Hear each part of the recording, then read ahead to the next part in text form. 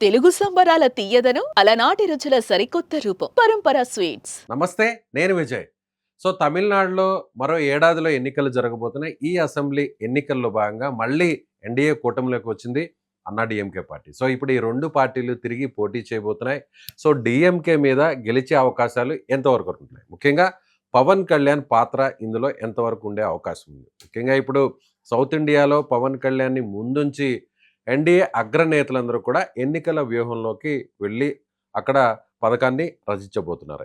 వీటి గురించి మాట్లాడదాం. మనతో పాటు ఉన్నారు పొలిటికల్ అనలిస్ట్ చందు శ్రీనివాస్ గారు. సార్ నమస్తే. నమస్కారం విజయ్ గారు. సార్, మనం అనుకున్నాం రీసెంట్గా చాలా సందర్భాల్లో కూడా.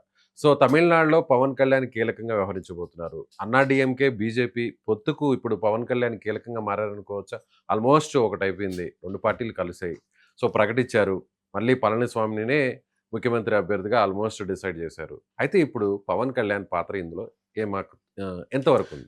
డెఫినెట్గా ఉంటుందండి. ఎందుకంటే ఆయన ఇప్పుడు ఉన్న అన్నామలైని మార్చారు. ఇప్పుడు అన్నామలైకి పళనిస్వామికి మధ్య పడతలేదు. అవును. కాబట్టి ఆయన్ని ప్రజల్లో ఎక్కువగా ఫాలోయింగ్ ఉన్నమాట వాస్తవం. బీజేపీ అధ్యక్షుడిగా ఉన్న బీజేపీ అన్నామలైని. బీజేపీ అధ్యక్షుడు ఉన్న అన్నామలైని మార్చడం అంటే ఆయనకి ఈయనకి పసుగడప్పుడు ఇప్పుడు అన్నాడీఎంకేతో పొత్తు పెట్టుకుని బీజేపీ వెళ్ళాలనుకున్నప్పుడు ఏదో ఒకటి జరగాలి. కాబట్టి అన్నామలై యొక్క సేవల్ని జాతీయ స్థాయిలో ఉపయోగించుకోవటానికని ఢిల్లీ తీసుకెళ్తారని నిర్ణయించింది. ఆయన మాజీ పోలీస్ ఆఫీసరు. మ్యాక్సిమం అక్కడ బీజేపీ పుంజుకోవడానికి తన ప్రయత్నం తను చేశాడు. అదే సమయంలో ఆ ప్లేస్లో నాగేంద్రన్ అని చెప్పేసి తిరునెల్వేలి ఎమ్మెల్యేని అక్కడ పెట్టడం జరిగింది. ఎందుకు పెట్టారంటే దేవరలో ఆయన సమాజానికి ఎక్కువగా దక్షిణ తమిళనాడులో ఉన్నారు. కాబట్టి నాన్ కాంట్రవర్షియల్ వ్యక్తిని బీజేపీ అధ్యక్షుడిగా పెట్టి ఇదంతా కూడా చేసింది ఎవరంటే మొత్తం సూత్రధారి అమిత్ షా. ఎందుకంటే దక్షిణ భారతదేశంలో ఎలా అయినా బీజేపీ జెండా ఎగరాలి, కూటమి రావాలనే ఉద్దేశం. అందులో మనం చూసాం, మీరు అన్నట్టుగా పవన్ కళ్యాణ్ గారు తమిళనాడులోని అన్ని గుడులు తిరిగాడు. హిందూ సనాతన ధర్మ పరిరక్షణ బోర్డు అనే తెలికి దాన్ని కరోనా వైరస్తో పోల్చి స్టాలిన్ కుమారుడు ఉదయనిధి స్టాలిన్ ఏమో బుక్ అయిపోయాడు. దానికి ఎంతవరకు సమాధానం చెప్పాల. ఎందుకంటే దక్షిణ భారతదేశంలో ఎక్కువ టెంపుల్స్ అన్ని తమిళనాడులో ఉన్నాయి. కానీ వాళ్ళు ద్రావిడిజం భావంతో మేమే గొప్ప అనే భావజాలంతో ఉంటారు. కానీ ఎప్పటి నుంచో అనుకున్న సమయంలో తమిళనాడులో ఎట్టయినా పాగవేయాలని బీజేపీ వ్యూహాలకు పొదిలిపెట్టి ఆ దిశగా సక్సెస్ అయిందని మనం అనుకోవాలి. ఇది అందులో నిన్న పవన్ కళ్యాణ్ గారు లెటర్ రిలీజ్ చేయటం, ఈ యొక్క పొత్తు బీజేపీ అన్నా డీఎంకే పొత్తు డెఫినెట్గా 100% సక్సెస్ అయ్యిద్దని చెప్పి ముఖ్యమంత్రి అభ్యర్థి పళనిస్వామికి కృతజ్ఞతలు తెలియజేయటం, అభినందన తెలియజేయటం. ఎందుకంటే అంతకుముందు ప్రజల దగ్గరికి ఎక్కువైపోయాడు, పాలనలో అనుభవం ఉంది కాబట్టి ఆయన ముఖ్యమంత్రి కావాలని కోరుకుంది. జనసేన తరపున ఆ పార్టీ అధ్యక్షుడిగా శుభాభినందన తెలియజేయటం అదొక మంచి పరిణామం. అయితే రెండోది, ఇతనికి తెలుగు వాళ్ళు ఎక్కువగా తమిళనాడులో ఉంటారు. దాదాపు 35-45 నియోజకవర్గాల్లో ప్రభావం తెలుగు వాళ్ళది ఉంటుంది. ఎందుకంటే ఒకప్పుడు తెలుగు ఇండస్ట్రీయే మొత్తం అక్కడి నుంచి వచ్చింది, మద్రాసులో ఉన్నది. కాబట్టి ఆ అవినాభ సంబంధం తెలుగు వాళ్ళకు ఉంటుంది. తెలుగు వాళ్ళకు కూడా వాళ్ళ ప్రొటెక్షను, వాళ్ళ సెల్ఫ్ సాటిస్ఫాక్షను, ఆత్మాభిమానం ఎక్కువ కాబట్టి అది కలిసి వచ్చే అవకాశం ఉంది. ఈయన ప్రచారం కనుక చేస్తే ఇప్పుడు ఏంది, నాట్ ఓన్లీ దక్షిణ భారతదేశం కాకుండా నార్త్ ఇండియాలో కూడా పవన్ కళ్యాణ్ అనే వ్యక్తి 100 కోట్ల మంది హిందువులకు ప్రతినిధిగా కనపడుతున్నాడు. అందులో బీజేపీకి కూడా దక్షిణ భారతదేశాల నుంచి ఒక ట్రబుల్ షూటర్గా పవన్ కళ్యాణ్ గారు కనపడుతున్నాడు, హిందూ సనాతన సాంప్రదాయాన్ని పరిరక్షించే వ్యక్తిగా. కాబట్టి ఎక్కడికి వెళ్ళినా మనం చూస్తే తమిళనాడులో అనేక టెంపుల్స్లో వాళ్ళ అబ్బాయితో పాటు అకిరాతో వెళ్ళినప్పుడు విపరీతమైన ఫాలోయింగ్ అటు కేరళలో చూసాం, తమిళనాడులో చూసాం. అంటే హిందువులకి మనకు ఒక రక్షకుడు వచ్చాడనే భావనలో వాళ్ళు ఉంది. కాబట్టి ఈ యొక్క కాంబినేషన్ అన్నా డీఎంకే ఇటు బీజేపీ కావచ్చు, రేపు జనసేన అధ్యక్షుడు అక్కడ వెళ్తే కనుక తెలుగు వాళ్ళ ప్రభావం 100% ఈ కూటమికి ప్లస్ అయ్యే అవకాశం ఉందన్నమాట. సో, 2021 ఎన్నికల్లో ఇదే ఎన్డీఏ కూటమిలో ఇలాగే అన్నా డీఎంకే బీజేపీ 2 పార్టీలు కలిసి పోటీ చేశాయి. కానీ ప్రతిపక్ష స్థానానికి పరిమితమయ్యాయి. అయితే స్టాలిన్ ముఖ్యమంత్రి అయ్యారు, మంచి స్థానాలని అక్కడ సాధించింది ఆ కూటమి. అయితే ఇప్పుడు దాదాపు 160 స్థానాలు ఇటు స్టాలిన్ పార్టీకి, డీఎంకే పార్టీకి రావడం జరిగింది. ఆ కూటమికి కాంగ్రెస్తో పాటు అలాగే వామపక్ష పార్టీలతో కలుపుకొని. ఇప్పుడు ఎన్డీఏ పార్టీకి అప్పుడు దాదాపు 70 స్థానాలు, 75 వరకే వచ్చాయి. అయితే ఇప్పుడు స్టాలిన్ని ఎదుర్కోవాలి అనంటే ఈ 2 పార్టీలతో పాటు బీజేపీ, అన్నా డీఎంకేతో పాటు విజయ్ పార్టీ కూడా కలవాల్సినటువంటి అవసరం ఉంది అని కొన్ని రాజకీయ పక్షాలు చెప్తున్నాయి. ఇదే విషయాన్ని కూడా ఎన్నికల వ్యూహకర్త ప్రశాంత్ కిషోర్ కూడా చెప్పడం జరిగింది. ఏపీలో ఏ విధంగా అయితే బీజేపీ, టీడీపీ, జనసేన ఈ 3 పార్టీలు కలిసాయో అలాగే తమిళనాడులో కూడా కలిస్తే గెలిచే అవకాశాలు ఎక్కువగా ఉంటాయి అని అంటున్నారు. అంటే ప్రభుత్వ వ్యతిరేక ఓటు చీలకుండా ఉంటుంది అనే మాట కూడా పవన్ కళ్యాణ్ చెప్పినట్టుగా ప్రశాంత్ కిషోర్ చెప్పారు. ఆ పరిస్థితి ఏమైనా ఉంటుందా? డెఫినెట్గా. ఎందుకంటే విజయ్ అత్యంత ప్రజాదరణ ఉంది. రజనీకాంత్ గారి తర్వాత అక్కడ మనం చూసాం, కమల్ హాసన్ అక్కడ ఫెయిల్ అయిపోయారు. విజయకాంత్ సక్సెస్ అయ్యాడు. కట్ చేస్తే విజయ్కి అంత ఫాలోయింగ్ ఉంది. ఆయన శాశ్వతంగా సినిమాలు దూరం అయిపోయినాడు. ప్రజల కోసం తను ఎక్కడ కూడా తడబాటు లేకుండా ప్రసంగాలున్నాయి. ఆయన లాంచింగ్ కూడా నెక్స్ట్ లెవెల్ ఉంది. కాబట్టి ఆయన బీజేపీకి సమదూరం అంటున్నాడు. అదేవిధంగా డీఎంకేకి సమదూరం అంటున్నాడు.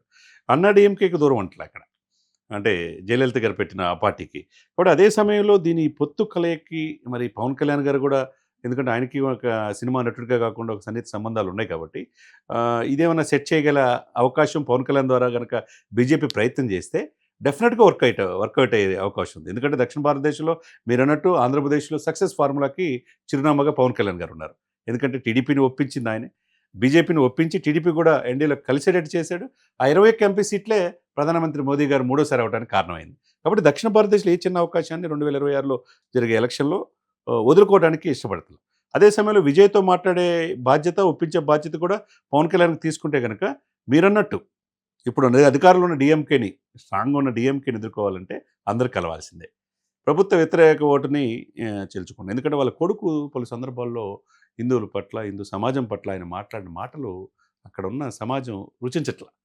అంతే కదండి. అవును. ఈ దేశంలో 145 కోట్ల మందిలో 100 కోట్ల మంది హిందువులు ఉన్నప్పుడు హిందూ సనాతన సాంప్రదాయాన్ని రక్షించాలనే భావజాలంతో పవన్ కళ్యాణ్ అయినప్పుడు అది చూస్తారు కానీ ఇలా ఉండదు కదా. కాబట్టి ఎట్లా అయినా అక్కడ ఎటు తిరిగి రజనీకాంత్ సైలెంట్గా మోదీ గారితోనే ఉంటాడు ఆయన. ఆయన ఎలక్షన్లో పోటీ చెప్పి నేను చెప్పాను. రజనీకాంత్ అండదండలు ఎటుదిరిగి ఉంటాయి బీజేపీకి. అదే సమయంలో జయలలిత పార్టీ పెట్టిన ఇదిని ఆ విధంగా ఆమె యొక్క ఇది ఇప్పటికీ ప్రజల ఉదయాల్లో ఉంది. ఆ చరిష్మాతో ఒకవైపు పవన్ కళ్యాణ్ గారు, ఒకవైపు విజయ్ గారు కూడా కలిస్తే కనుక ఈ 3 పార్టీలు ఎడదిరిగాళ్ళు ఉంది కాబట్టి 2 పార్టీలు ఉన్నాయి. 3వ పార్టీ కూడా అక్కడ కలిస్తే కనుక కొత్తగా పెట్టిన పార్టీ యువతలో ముఖ్యంగా ఇన్స్పిరేషన్గా ఉండే అవకాశం ఉన్నది. మరి పళనిస్వామి ఆల్రెడీ కూటమి ముఖ్యమంత్రి అభ్యర్థిగా ప్రకటించింది కాబట్టి ఆ డిప్యూటీ సీఎం ఫార్ములా విజయ్కి అనేది ఏమో ఉంటుందా, లేకపోతే బీజేపీతో పాటు బీజేపీకి ఒకటి, ఆ పార్టీకి ఒకటి, ఇద్దరు డిప్యూటీ సీఎంలు ఉంటారా అనేది పొత్తుల్లో భాగంగా తేలాల్సిందన్నమాట. అదేవిధంగా బీజేపీయేతర ముఖ్యమంత్రులు ఉన్న అతిపెద్ద రాష్ట్రాల్లో తమిళనాడు ఒకటి. అవును. దాదాపు 234 అసెంబ్లీ స్థానాలు ఉన్నాయి. అలాగే పార్లమెంట్ స్థానాలు కూడా ఎక్కువగా ఉన్నాయి. అయితే ఇప్పుడు ఇటీవల చూసాం, అంటే పార్లమెంటు నియోజకవర్గాల సంఖ్యను పెంచడానికి వ్యతిరేకిస్తూ డిఎంకేకి సంబంధించిన అధ్యక్షుడిగా ఉన్న ముఖ్యమంత్రి స్టాలిన్ అందరినీ కూడా ఆహ్వానించారు. ముఖ్యమంత్రుల్ని అలాగే ఇతర పార్టీ నేతలను అందరూ కూడా ఆహ్వానించారు. రేవంత్ రెడ్డి వెళ్ళారు. అలాగే మన తెలుగు రాష్ట్రాల నుంచి కూడా బీఆర్ఎస్ పార్టీకి సంబంధించినటువంటి కేటీఆర్ కూడా వెళ్ళారు. అలాగే ఇతర పార్టీలకు సంబంధించిన కొంతమంది ముఖ్యమంత్రులు కూడా వచ్చారు. అయితే ఇప్పుడు బీజేపీకి కాంగ్రెస్ తర్వాత ప్రధానంగా ఇప్పుడు డిఎంకేని ఎదుర్కోవాల్సిన సిచ్యువేషన్ వచ్చింది కాబట్టి ఖచ్చితంగా తమిళనాడు మీద పూర్తి స్థాయిలో ఫోకస్ పెడతారా? అది మీరన్నట్టుగా విజయ్తో కలవడానికి కూడా సిద్ధపడతారా? ఇప్పటికే అన్నా డిఎంకేతో ఓకే అన్నారు. మీరు అన్నట్టు పవన్ కళ్యాణ్ని బరిలోకి దింపి ఈ 3 పార్టీలని బరిలోకి దించి ఏకం చేసి స్టాలిన్ ఎదుర్కొనే పరిస్థితి ఉందంటారా? అదే అవకాశం ఇక్కడ. ఎందుకంటే మీరు అన్నట్టుగా ఈ యొక్క దక్షిణ భారతదేశాల్లో మన గనక ఎంపీ సీట్లు కనుక పెరిగితే యూపీకి ఎక్కువ అయ్యే అవకాశం ఉంది. ఇప్పుడు ఆల్మోస్ట్ ఇప్పుడు 80 సీట్లు ఉన్నదే 135 అయ్యే అవకాశం ఉంది. అప్పుడు యూపీ, బీహార్ పెరిగితే ఇక్కడ దక్షిణ భారతదేశంలో క్రమేపీ ఆదాయం అంతా కూడా ఇటు హైదరాబాదు, తెలంగాణ నుంచి, ఆంధ్రప్రదేశ్ నుంచి, చెన్నై నుంచి వెళ్తుంది తలసరి ఆదాయం జీడిపి. కానీ ఇక్కడ సరైన ప్రాధాన్యత మనం అడగటానికి కూడా అవకాశం ఉండదు. కాబట్టి సఫిషియెంట్గా ఈ జనాభా ప్రాతిపదికన అప్పుడు ఏం చేశారంటే అండి, ఈ జనాభా లెక్కలు కూడా జరగల మన ఇది కరోనా రీతిలో 2025 జరగాలి, 26 డీలిమిటేషన్ ఎట్టి పరిస్థితుల్లో జరగాల్సిందే. అదే సమయంలో డీలిమిటేషన్ బీజేపీ యొక్క ఇది ఇంకా ప్రకటించాల. అదే సమయంలో జనాభా లెక్కల ప్రకారం అటు నార్త్ ఇండియాని ఇంప్లిమెంట్ చేయాలా, దక్షిణ భారతదేశంలో ఇంప్లిమెంట్ చేశారు కాబట్టి జనాభా తక్కువ అయింది, అక్కడ ఎక్కువ అయింది కాబట్టి పార్లమెంట్ సీట్లు ఎక్కువ వస్తున్నాయి. కాబట్టి ఇది అంతరాలు తొలగించాలనే ఉద్దేశంతో దక్షిణ భారతదేశంలో ఉన్న ప్రాంతీయ పార్టీలన్నీ కూడా సమావేశం అయిపోయినాయి. అది కాకుండా హిందీని బలవంతంగా రుతున్నారు అనేది ప్రజల్లో తీసుకెళ్ళగలుగుతున్నారు. ఇవన్నీ ఓవర్కమ్ అవ్వాలంటే, స్టాలిన్ ఎదుర్కోవాలంటే డెఫినెట్గా మీరు చెప్పినట్టు కొత్తగా ఆవిర్భవించిన విజయ్ పార్టీతో పాటుగా అన్నా డిఎంకే, బీజేపీ కనుక ఈ 3 పార్టీలు కలిస్తే గెలుపు నల్లేరుపై నడకగా మనం భావించవచ్చు. Right sir. సో ఇది పొలిటికల్ అనలిస్ట్ చందు శ్రీనివాస్ గారు చెప్తున్నట్టుగా ఖచ్చితంగా బీజేపీ అధిష్టానం తమిళనాడు మీద పూర్తి స్థాయిలో ఫోకస్ పెడుతుంది. ఎలా అయినా సరే స్టాలిన్ను గద్దె దించడం కోసం ఇక్కడ ఏపీలో ఎలాంటి ఫార్ములాని ఇంప్లిమెంట్ చేశారో అలాంటి ఫార్ములాని అక్కడ కూడా ప్రయోగించే అవకాశం ఉంది. ముఖ్యంగా విజయ్ పార్టీతో కూడా కలిసే అవకాశం ఖచ్చితంగా కనిపిస్తుంది. ఇప్పటికే అన్నా డిఎంకేతో పొత్తు పెట్టుకున్నటువంటి బీజేపీ ఎన్డీఏ కూటమి రేపు ఏ మేరకు ప్రభావం చూపిస్తుందో, అందులో పవన్ కళ్యాణ్ పాత్ర కూడా ఏ స్థాయిలో ఉంటుందో ఆయన చెప్తున్నారు. Thank you so much. Suman టీవీలో మీ పర్సనల్ అండ్ బిజినెస్ ప్రమోషన్స్ కోసం కింది నెంబర్కి కాంటాక్ట్ చేయండి.